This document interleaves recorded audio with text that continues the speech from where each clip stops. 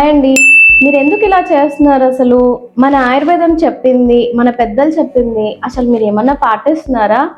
ఏంటి అది అనుకుంటున్నారా? టెన్షన్ అవ్వకండి. This is doctor Lakshmi Sravani from Shri Bhaskar Ayurveda hospital and Panchakarma centre.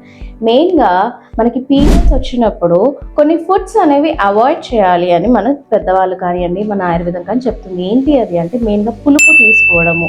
పులుపు తీసుకోవడం వల్ల ఏమవుతుంది, వాతం అనేది మన శరీరంలో పెరుగుతుంది.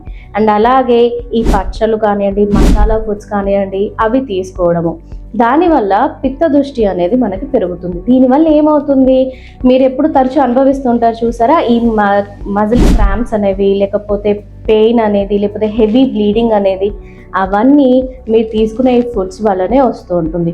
సో పీరియడ్ టైంలో ఎక్కువగా పులుపు కానివ్వండి, లేకపోతే మసాలా ఫుడ్స్, పికిల్స్ కానివ్వండి, అలాగే చల్లటి పదార్థాలు, అరే ఐస్ క్రీమ్స్, కూల్ డ్రింక్స్ తాగితే మనకి కడుపు నొప్పి తగ్గుతుంది అని అనుకోండి, దానివల్ల ఇంకా ఎక్కువ అవుతుంది. దాని బదులు ఎక్కువగా కొంచెం వామ్ వాటర్ తీసుకోవడము, లేకపోతే అల్లం కషాయం తీసుకోవడము, లేకపోతే వాముని యూజ్ చేయడం చేయండి. దీనివల్ల మీకు మీ పీరియడ్స్లో వచ్చే సమస్యలు తగ్గుతాయి.